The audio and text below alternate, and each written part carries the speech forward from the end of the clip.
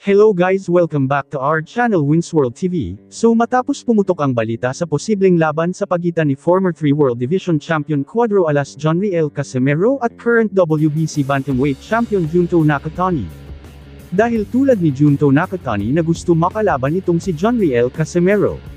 Itong si John Riel Casimero naman ay gusto rin makalaban si Junto Nakatani.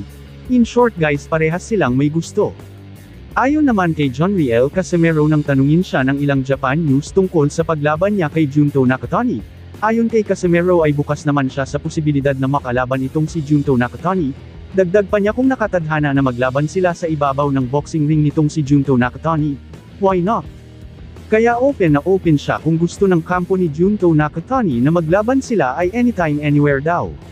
Meron din katanungan itong si Sabunjero Vlog, ayon sa kanya, champ sa sasabihin mo ako maniniwala, nakatapat mo si Nakatani, nakasparring mo naman si Alas, sino ba ang mabigat ang kamao sa dalawa, si Casimero ba or si Nakatani? Ngunit hindi naman ito sinagot ng direktahan ni Milan Mel Indo dahil hindi pa umano na ikasa ang laban dahil baka matakot pa itong kampo ni Junto Nakatani.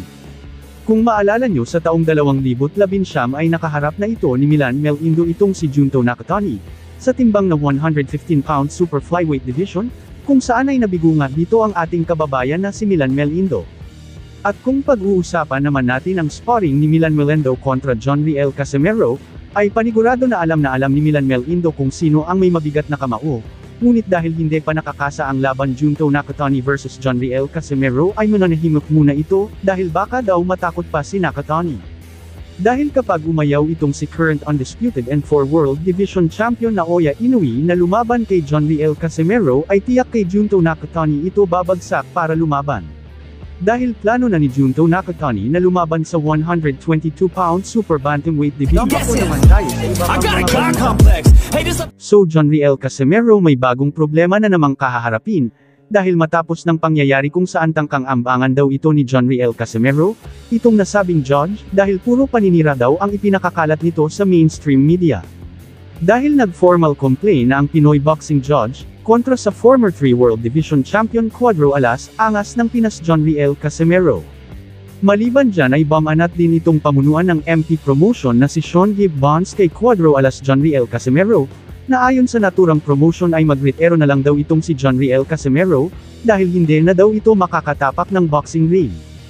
Hindi naman may kakaila na ang MT Promotion ay isa sa pinakamalakas ang impluwensya sa mundo ng boxing dito sa Pilipinas. Sa makatuwid kayang-kaya nila gawa ng paraan na bigyan ng kaliwat kanang reklamo sa Games and Amusement Board itong si former 3 World Division Champion, Cuadro Alas angas ng Pinas John Riel Casimero. Upang ito ay masuspendi at pinakamalala pa dyan ay baka matanggalan pa ito ng lisensya sa pagkaboksingero, na maging dahilan ng tuluyan niyang pagkawala sa mundo ng boxing. Ngunit ganun pa man ay hindi naman ito papayag ang Team Casimero na mapunta lang sa pagkawala ng kanilang lisensya, dahil didepensa rin naman ang kampo ni John Riel Casimero, bukod dyan ay ang kaso niya ay hindi naman ganun kalaki, para humantong sa pagkakansela ng kanyang lisensya bilang boksingero. Dahil sa oras na ito ay tinanggalan ng lisensya, itong si former 3 World Division Champion Cuadro Alas angas ng Pinas John Riel Casimero ng Games and Amusement Board or GAB, sa impluwensya ng MP Promotion President Sean Gibbons ay panigurado na matatagalan siya makakabalik sa mundo ng boxing. Kaya ipagdasal natin na huwag sana mangyari ang ganung senaryo. Ganun pa man ay handa rin naman itong si Sean Gibbons makipag-ayos sa kampo ni Cuadro Alas John Riel Casimero, dahil hindi rin naman may kakaila na meron din naman silang pinagsamahan at hindi lang pinagsamahan naging isang magkaibigan din sila sa isa't isa. Kung inyo pong maalala ang laban ni Cuadro Alas John Riel Casimero, kontra Guillermo Regondo na kanya lang pinaulanan ng suntok dahilan sa pagkatalo nito. Pagkatapos ng laban na iyon ay sinabihan daw si Cuadro Alas John Riel Casimero na manatili muna sa bansang Amerika, para maayos ang mga susunod nitong mga laban sa kanyang boxing career. Ngunit sadyang nagpumilit daw itong si Cuadro Alas John Riel Casimero na umuwi ng bansang Pilipinas, para doon ipagpatuloy ang kanyang mga training, habang naghihintay sa mga susunod pa niyang mga laban. Simula noon ay talagang wala na silang komunikasyon ng MP Promotion, dahil di umano ay pinutol na ni John Riel Casimero ang kanilang komunikasyon. Pagkatapos noon ay tinanggal naman ni Cuadro Alas John Riel Casimero si Coach Nonoy Neri bilang kapalit naman ng kanyang kapatid na si Jason Casimero. Dahil sa ginawa ni Cuadro alas John Riel Casimero ay talagang naghihinayang itong si MP President Sean Gibbon sa karera nitong si John Riel Casimero.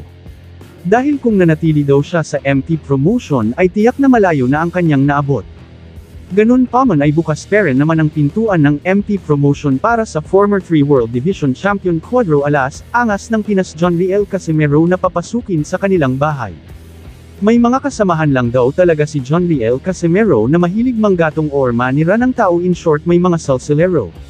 Ngunit ang mga tao na yan ay talagang tinanggal na ni Cuadro alas John Riel Casimero sa kanyang team.